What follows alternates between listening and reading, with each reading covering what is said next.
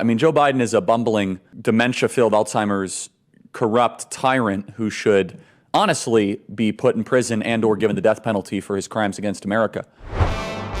So I hold in my hands HRES 719, which is a motion that passed the House of Representatives with the assistance of 95 Democrats to honor the life and legacy and accomplishments and ideologies of Charlie Kirk.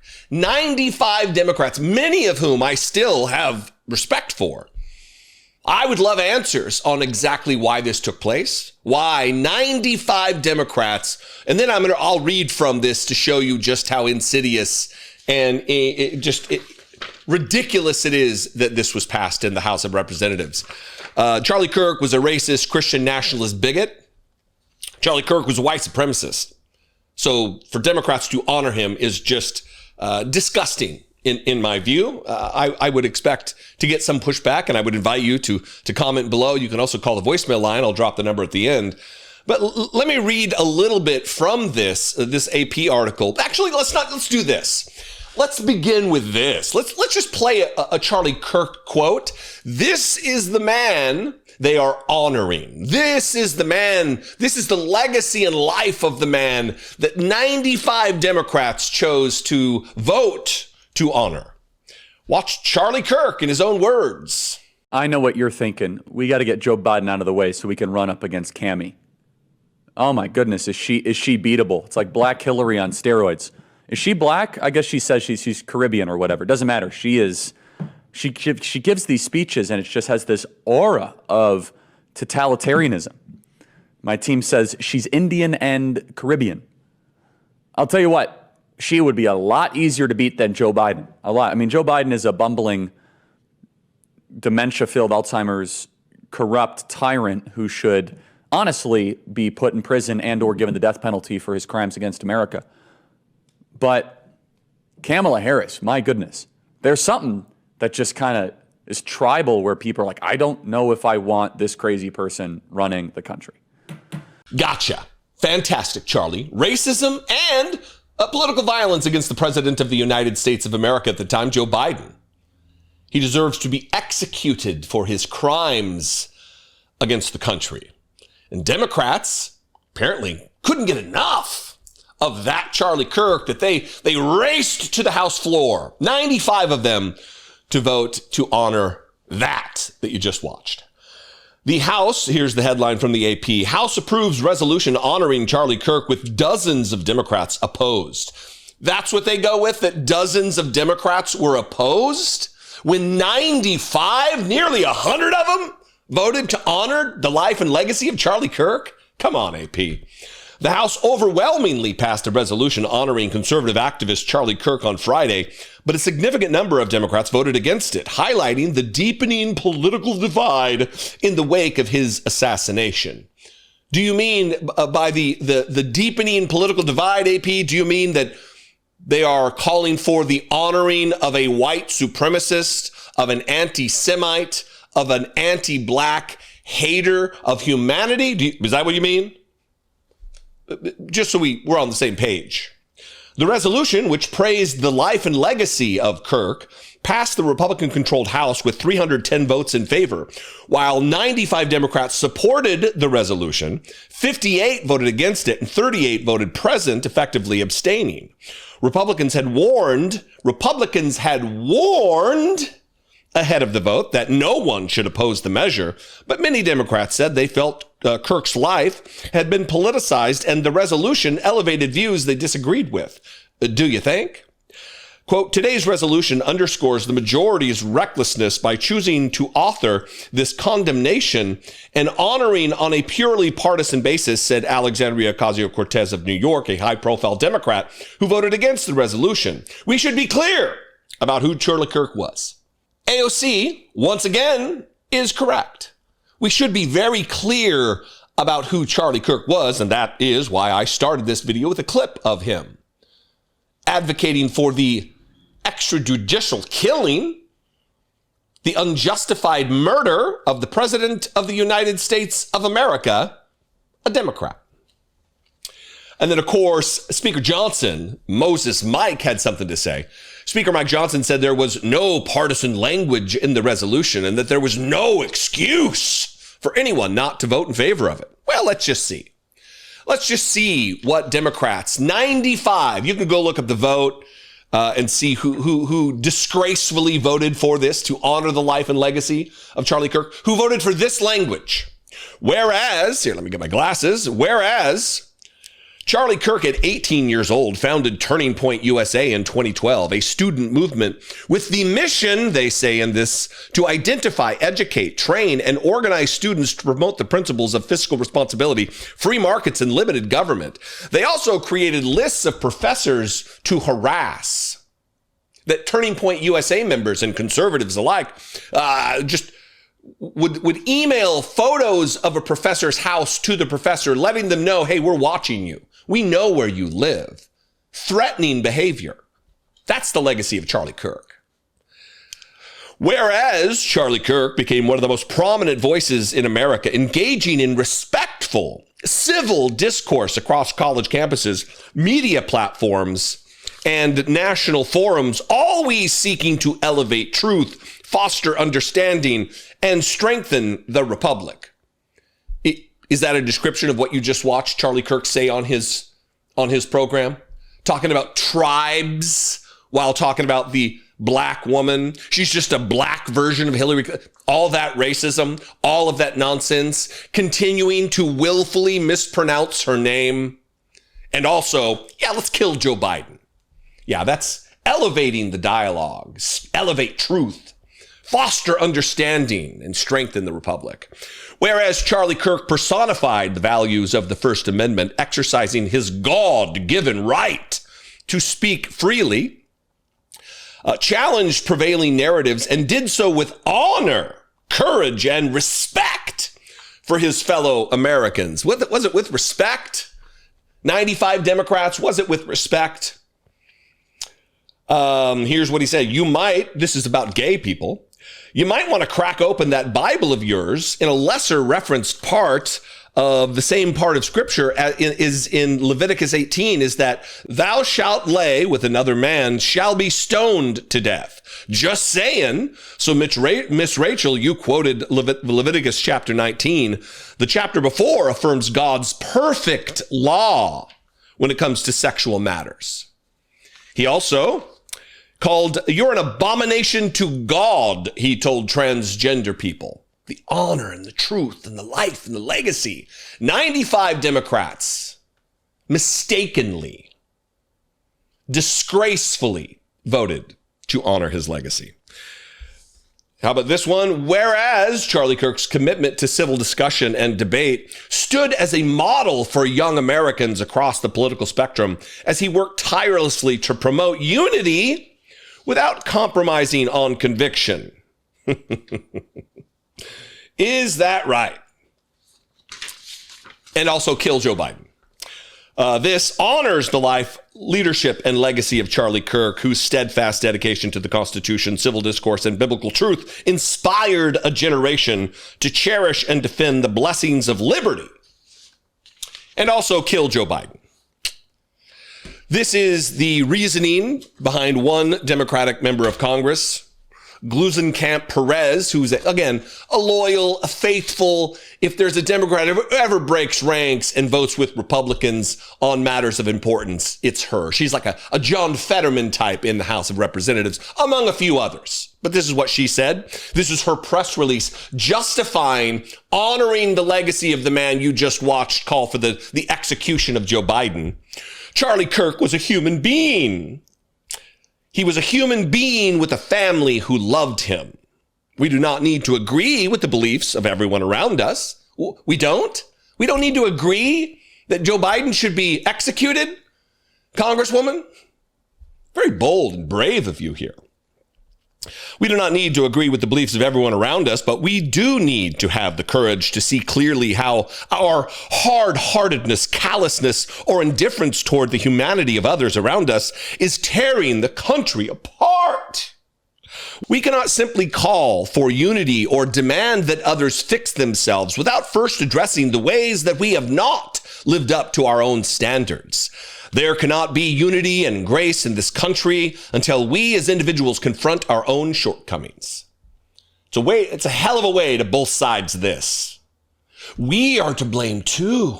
Democrats are to blame too. We need to bring the temperature down about the man who called for the execution of Joe Biden. I voted for the resolution to honor Charlie Kirk's life, but no legislation is going to bring him back or bring our country back together without each of us as individuals taking accountability for the ways that we have conformed to the brokenness of this world, for our fixation on the flaws rather than the beauty of our brothers and sisters. It was a beautiful moment that I just played at the top of the video, Congresswoman. A beautiful moment where Charlie Kirk was racist toward the first nominee of a major political party to be president of the United States who was a black woman, and also call for the execution of the sitting United States president, a Democrat. Yes, you are right. You are right. None of us is promised a single minute on this earth. We have to turn to the serious work of diligently, deliberately, joyfully honoring the command to love each other. You do you, I guess. Disgraceful.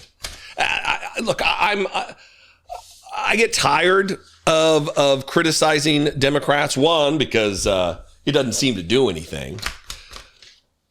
Members of Congress voting for the agenda of Donald Trump on a daily basis, Democrats in the Senate, voting for his nominees, voting for the father-in-law of Donald Trump's daughter to be the ambassador to France, a convicted felon, pardoned by Donald Trump, his record was expunged.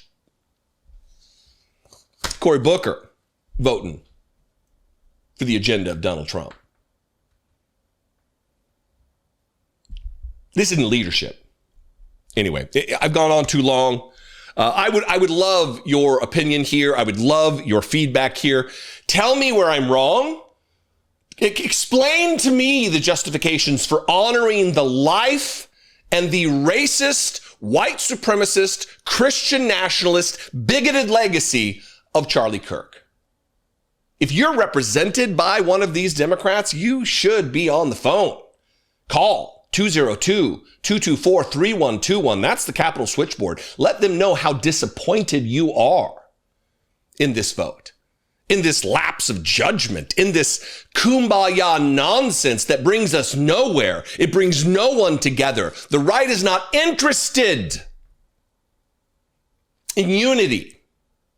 They are interested in hate. They are interested in racism, in white supremacy, in tearing at the very fabric of our culture and our society. That's what they're interested in. So all of your hand-wringing and racing to hug and embrace Republicans and their racists does nothing for anybody. It only serves to legitimize the Republican position. It only serves to legitimize racism, white supremacy, bigotry, hatred, division, anti-democracy. Shall I go on? Shall I go on? That's where I disagreed with Charlie. I hate my opponent, and I don't want the best for them. I'm sorry. I am sorry, Erica. We've witnessed Donald Trump, the level of brokenness, the level of solemnity that he has brought to the moment in history of Charlie Kirk's assassination. How are you holding up after your friend was brutally killed? Yeah, I think I'm doing okay. Hey, did you see all the trucks? We're building a ballroom, y'all. Yeah, we've seen how tore up he is. Yesterday at Charlie Kirk's memorial service, a very strange political rally is what it ended up being. And look, I feel for Erica Kirk. I'm giving her a whole bunch of leeway in this moment. We'll see where she goes with her anger and frustration and grief and sadness. She lost her husband. She's a conservative. Yeah, she has reprehensible ideas, but her kids now don't have a dad. Imagine being in that position, take the politics out of it. You can take the politics out of it. I feel bad for her. I feel empathy for her. I can't imagine what she's going through. I can't imagine what those kids are going through. So I'll give her a little bit of a pass. But the rest of conservatives are watching Donald Trump do his toddler dance on the stage with this grieving widow, in and out of tears. She's going through it, and Donald Trump is doing his rousing toddler dance on the stage, talking about how much he hates his opponents, talking explicitly about going after commentators and influencers. I don't consider myself an influencer. Many do consider me that. He's talking about going after the opponents that he hates, while also demonstrating that he doesn't give a shit about the death of Charlie Kirk. He's not tore up about it. It's just another moment for self-aggrandizement on the part of Donald Trump. Watch the toddler dance that I'm talking about here, and then we'll move on to some of the more important stuff.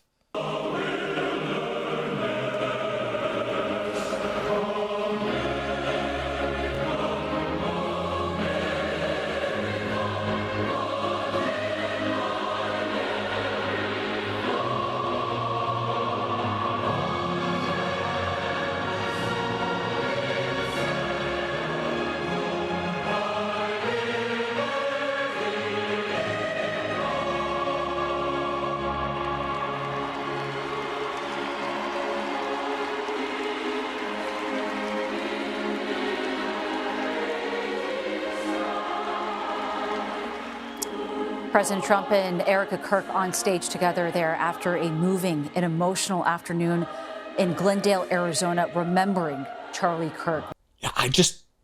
How can anybody see that and think that's a serious individual who is truly going through his own deep grieving process? And look, even if it's transactional, he owes Charlie Kirk something. Charlie Kirk provided a valuable service in indoctrinating American youth into the MAGA ideology, of creating converts into the cult of Donald Trump. Donald Trump owes, just as a basis of transaction, owes Charlie Kirk something, and he can't even muster respect for 5 minutes on the stage. Even here, where he's saying Charlie loved everybody, untrue, total lie, fabrication, whitewashing, complete rewriting of history that Charlie Kirk loved everybody.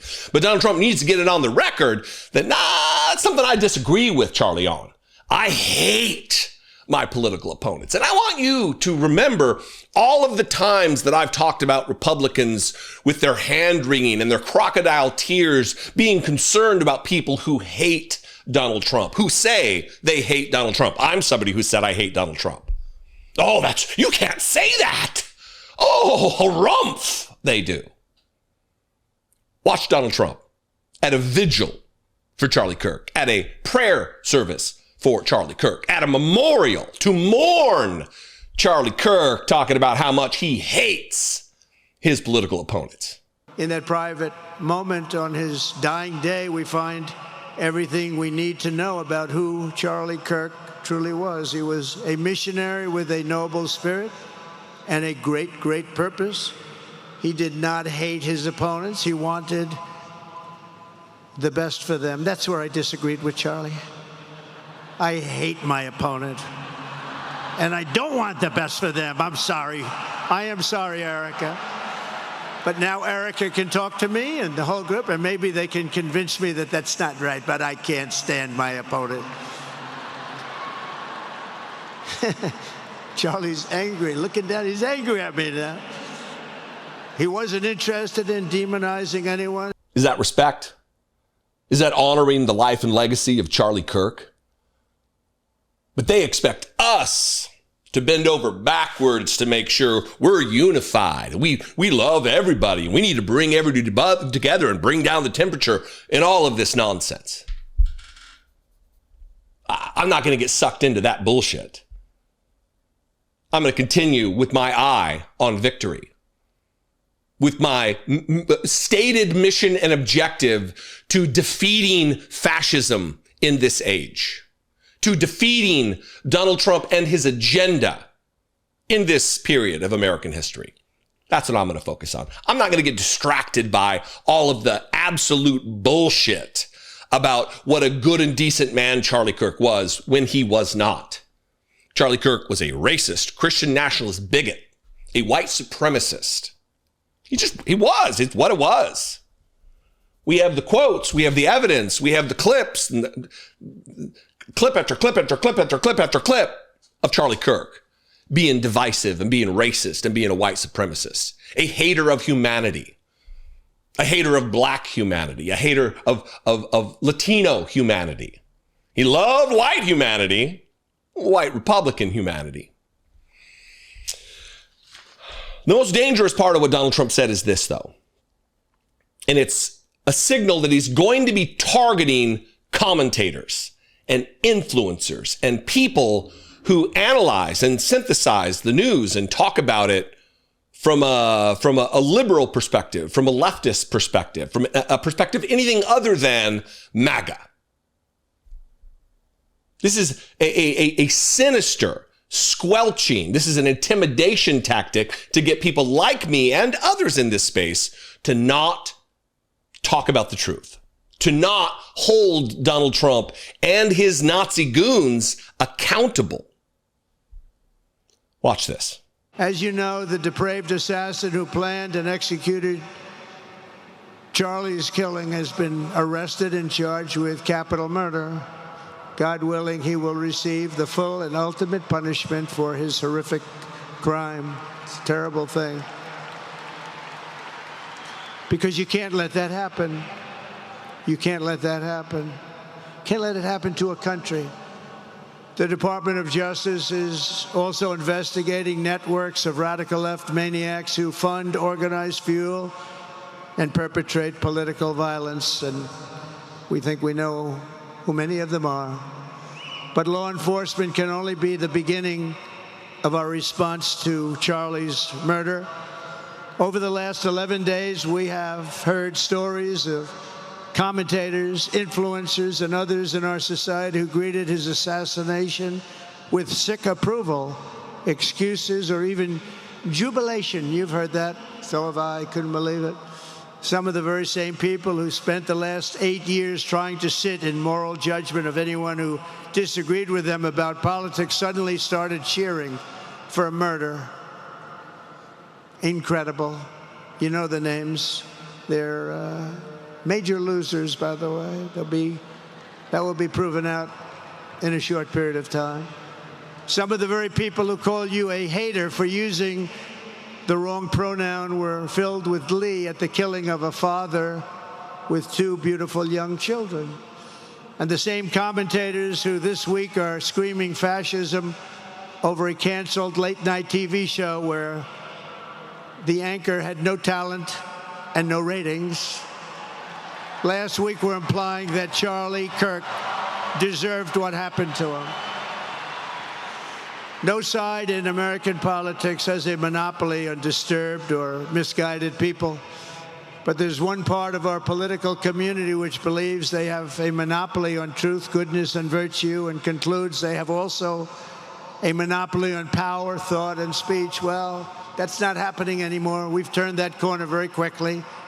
Tragically, atrocities of this kind, and kind that we saw in Utah, of all places, are the eventual consequence of that kind of thinking.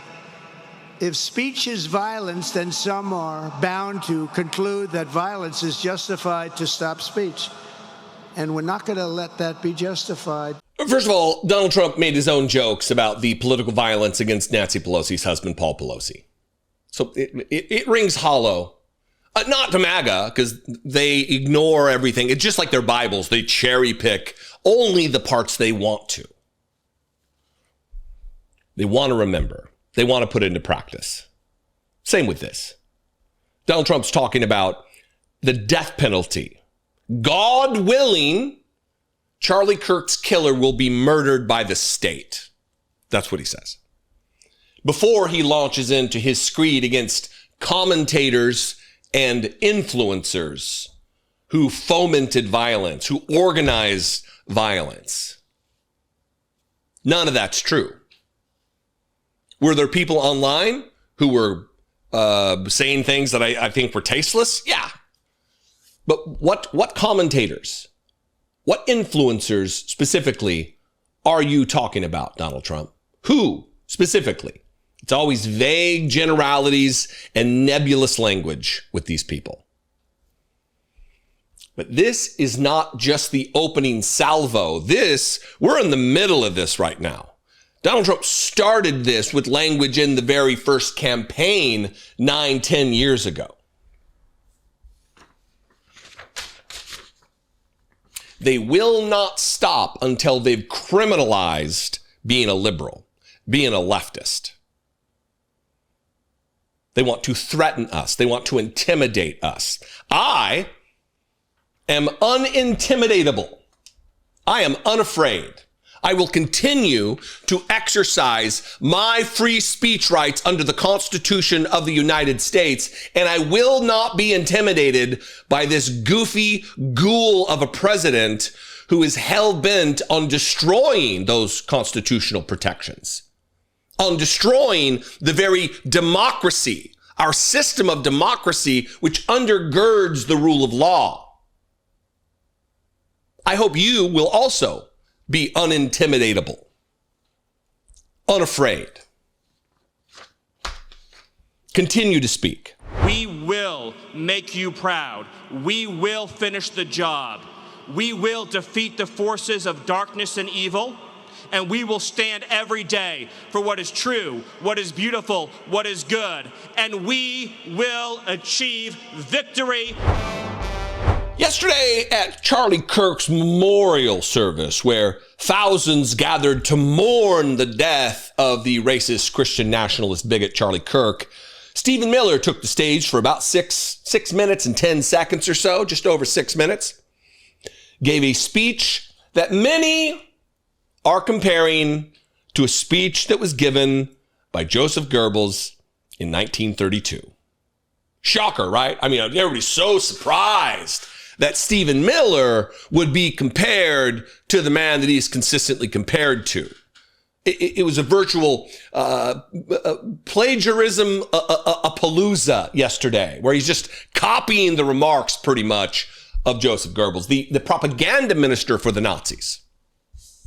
And again, look, stop giving these people the benefit of the doubt. So many people, well, they're really a stretch. It's kind of a stretch to say that this was a copy job, that this is just a replaying of history. Stop giving these people the benefit of the doubt. How many times must Republicans prove themselves to be white supremacists, to be leading the most effective white supremacist organization on the planet? How many times before we stop giving them the benefit of the doubt? This is from a foreign paper. This is The National in Scotland. Stephen Miller's Charlie Kirk speech draws Joseph Goebbels comparisons.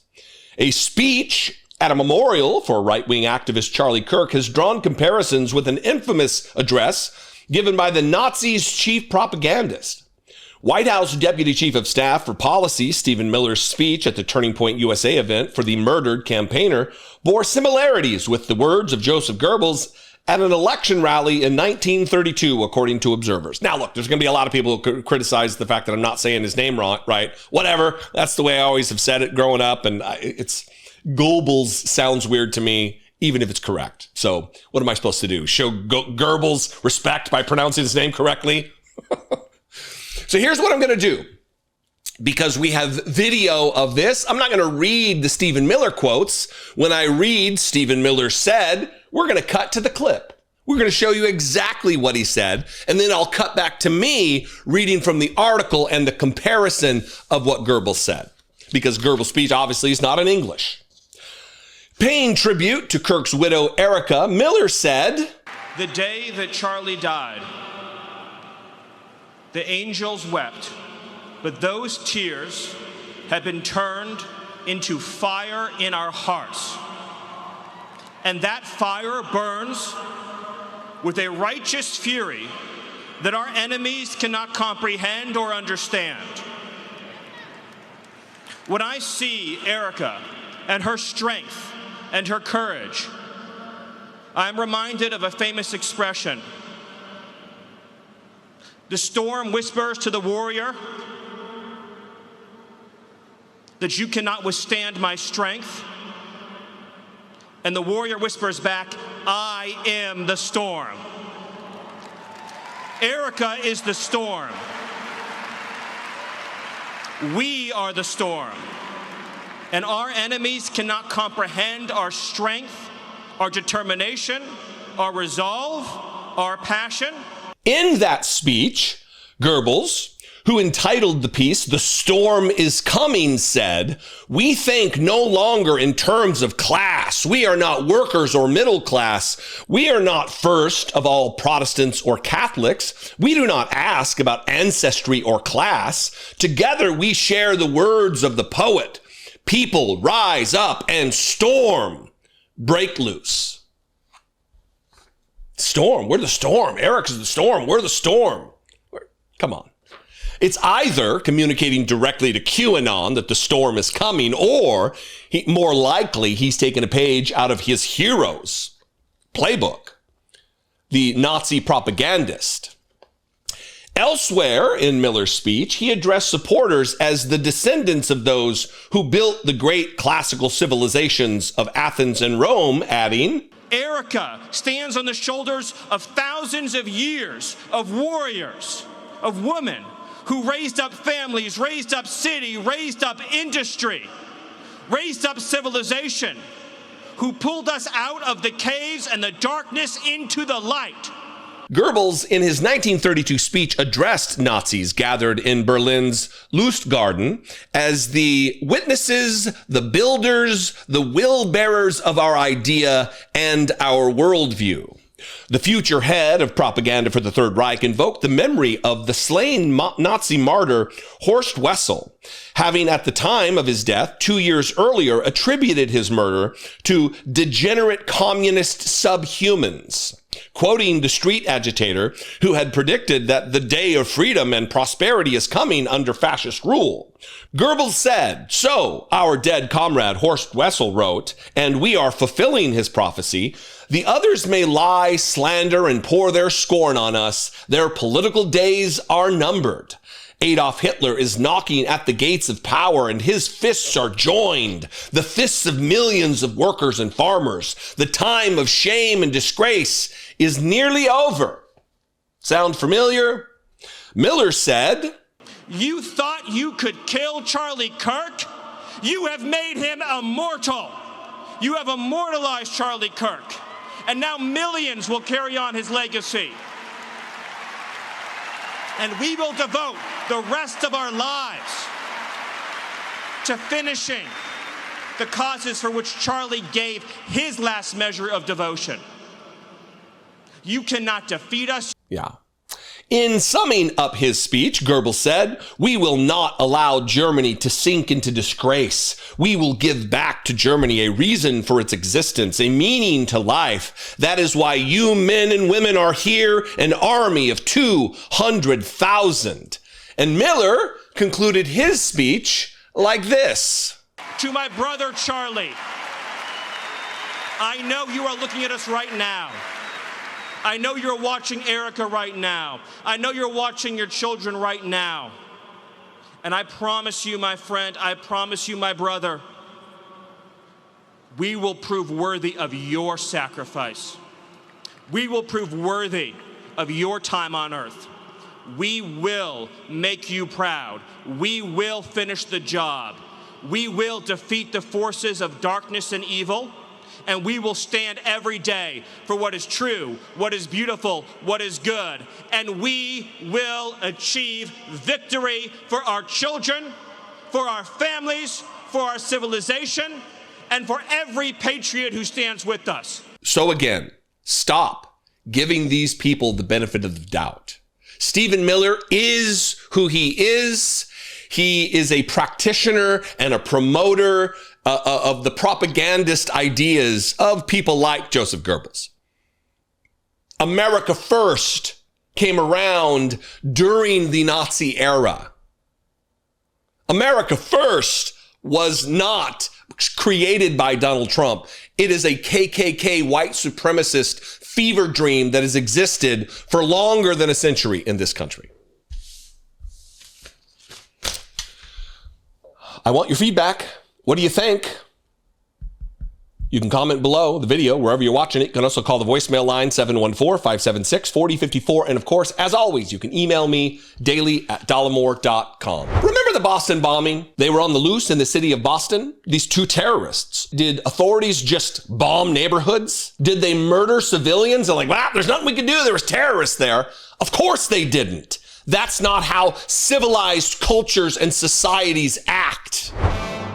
Benjamin Netanyahu, the Prime Minister of Israel, is a ghoul. He is the Trump of Israel.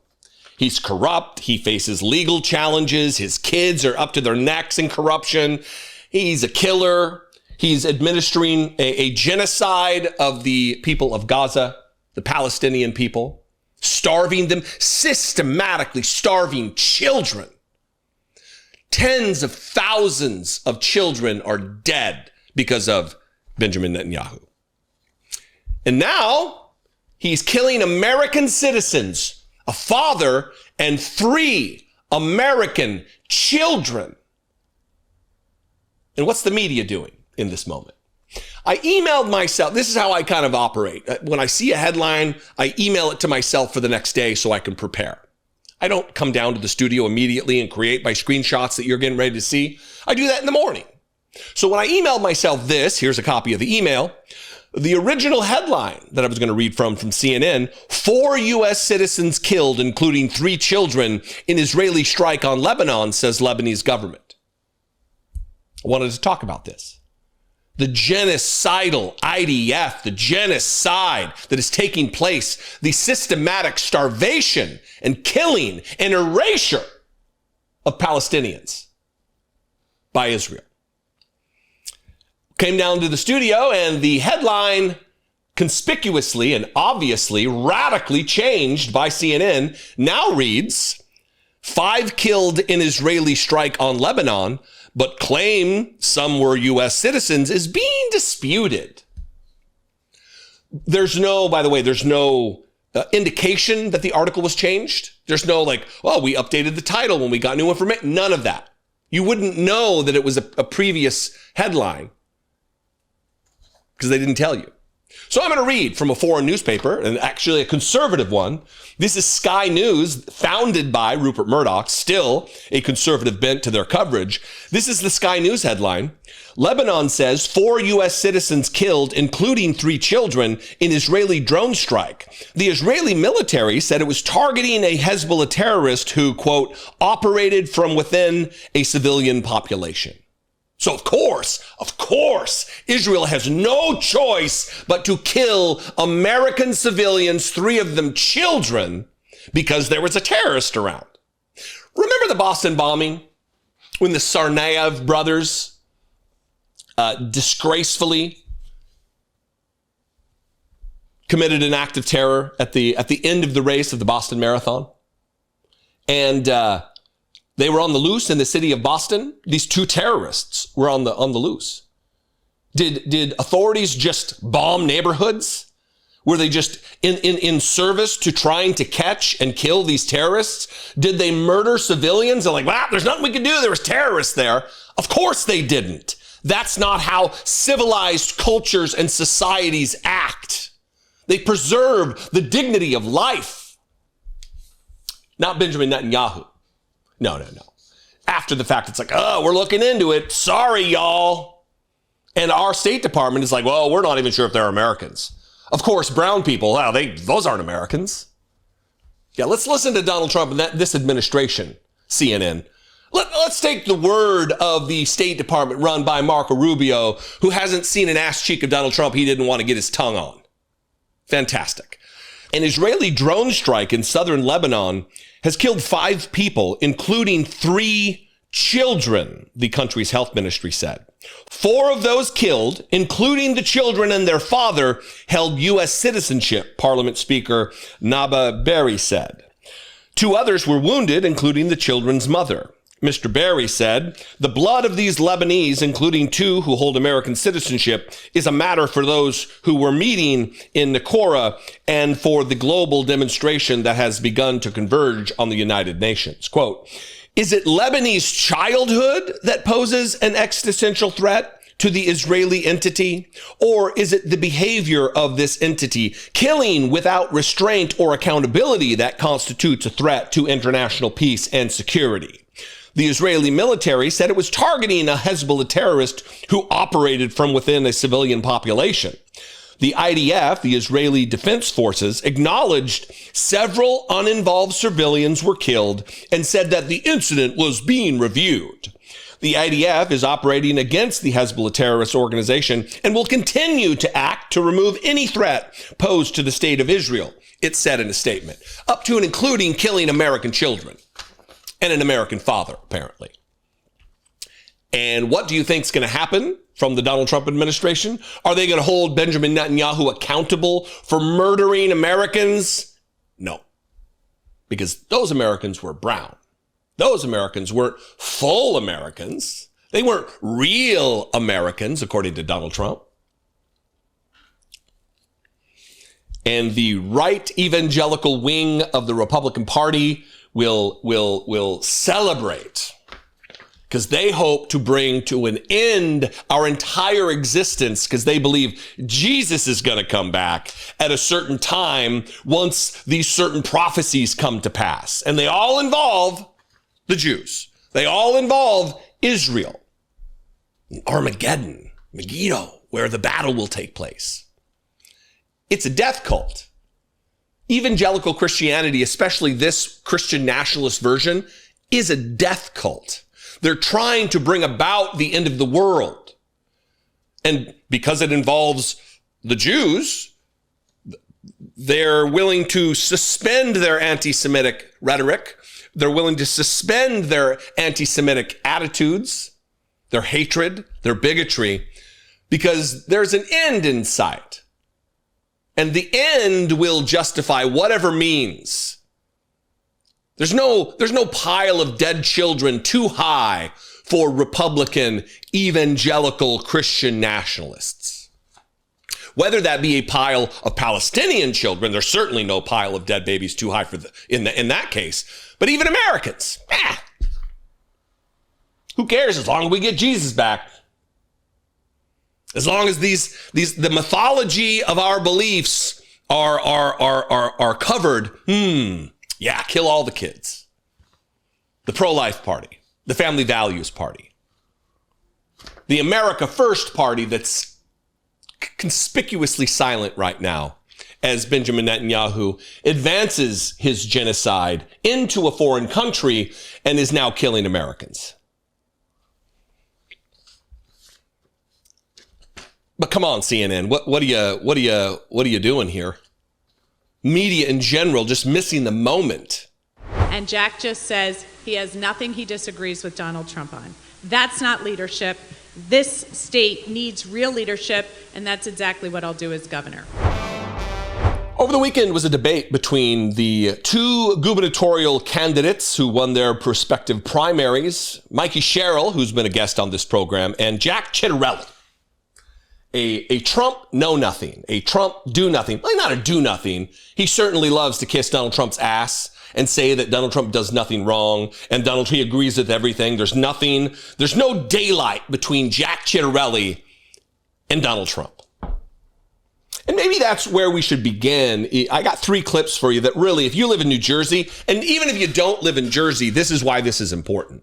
Because Jersey and Virginia are 2 states in the union that have odd year governor races. Obviously, this is not an even year. This is 2025. New Jersey, they're picking a governor. Same with Virginia. And the reason this is important, because it's going to be a bellwether. It's going to be a signal to the rest of the country how things could be progressing. This could be a moment where people start waking up and like, oh, wow, yeah, we need to really get behind Democrats in the midterms to turn the House over and have a majority for Democrats so we can start investigating and actually doing some oversight in these House committees. But a lot of the hard work, a lot of the resistance takes place in the governor's offices across the country. We've seen what Gavin Newsom has been doing. We've seen Tim Walz. We've seen J.B. Pritzker in Illinois.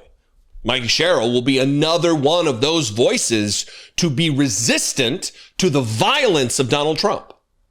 That's why it's important. So let's begin with the clip of Mikey Sherrill just kind of explaining in the moment about Jack Ciattarelli and how he loves Donald Trump. There's nothing that he disagrees with about Donald Trump's policies. I'm sure he would like you to focus on those 4 things because he doesn't want you to focus on this tariff plan, which is putting small businesses out of business and freezing hiring from our large businesses.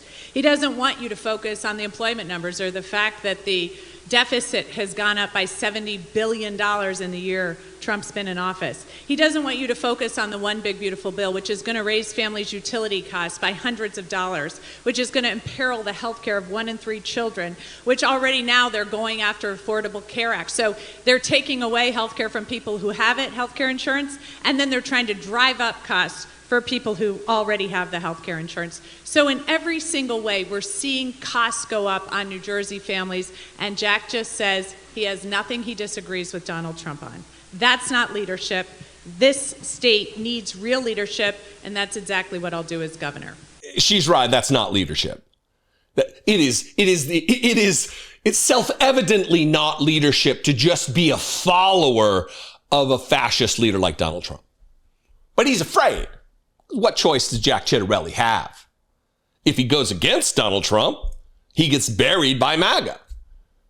If he bends the knee to Donald Trump, even if he disagrees, which I don't believe he does, the outcome is the same. Not great for him. But this really should put it in perspective. This is a very brief clip of him explaining, seriously, I don't think it's even 10 seconds long, that he agrees that the Department of Education should be decimated. He uses the word downsized, and that's very wiggly, weaselly language, because the call from inside the House is to do away with the Department of Education. And this is a conversation about education because New Jersey schools are some of the most segregated in the entire country, a battle that we thought we'd fought and won in the 60s. Watch Jack Ciattarelli explain that downsizing the Department of Education is a good idea. So I don't necessarily have a problem with the president and the administration downsizing the Department of Education. All of that is bad. Maybe I should have started with this clip that I'm getting ready to play. This is the Republican nominee for governor of New Jersey talking about segregation in schools, that it's only bad because black schools are not performing well. That ultimately, he's defending racial segregation in schools, that it's explaining that it's only bad if black schools are the ones underperforming. That's the take. I mean, this is right out of Stephen Miller's nonsense. We got to protect white kids. We can't let black kids come to white schools because then white kids will be stupider. They'll be dumb. Test scores will go down. They won't be as well educated if they have black kids in their classroom. That's ultimately what he's saying, and watch him say it. We do have the most segregated schools, but I wonder if we would be having this discussion if the performance of schools with predominantly black student populations were outperforming schools with predominantly white populations. I think what you just heard is a very clear difference. I care deeply about our school system, and I'm going to make sure it performs better. I'm going to make sure that we're educating children for the future, especially with AI coming. But I'm also going to attack the segregation that we have going on in the state. My opponent doesn't care about that.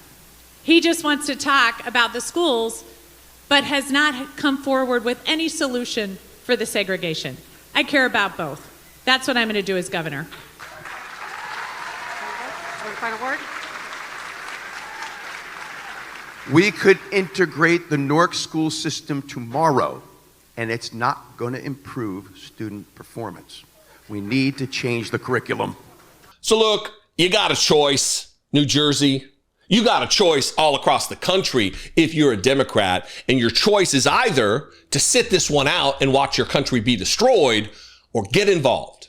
Whether that be knocking on doors and making effort to support candidacies of people like Mikey Sherrill, Abigail Spanberger in Virginia, or the very bare minimum is to just show up at the polls and vote, to send a message to MAGA, to Donald Trump, to Jack Ciattarelli, that no, we need to desegregate our schools. We need to not allow children, black children, to be the victims of Republican racism and white supremacy in their education. Dismantling the Department of Education, not desegregating our schools. These are all fever dreams for Republicans, up to and including Jack Ciattarelli.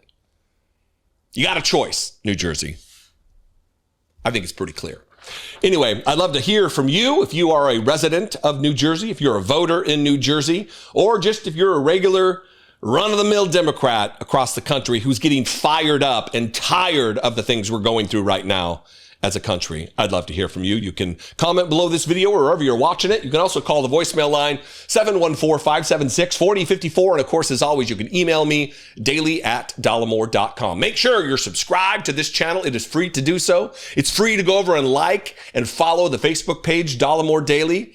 And if you really like the cut of my jib or the delivery or the things that I say, and I bring you value, only if I bring you, I said this over the weekend, if I'm a guy who you watch, but there's others I really like better, go support those people. If there's someone who brings you value and you really enjoy their content and you get something from it, go support that creator. $2 a month goes a long way if any individual creator is to marshal the size of their audience. Seriously. If it is me, though, awesome, fantastic. Click the join button below this video on YouTube or just on my channel. For $2 a month, you can become a channel member, or go over to patreon.com/IDoubtIt podcast. Both those fantastic ways to help support and produce the dissemination of truth and the democratic ideas. Anyway, I love and appreciate you very much. I'll see you next time. Be genuine. Take care of one another.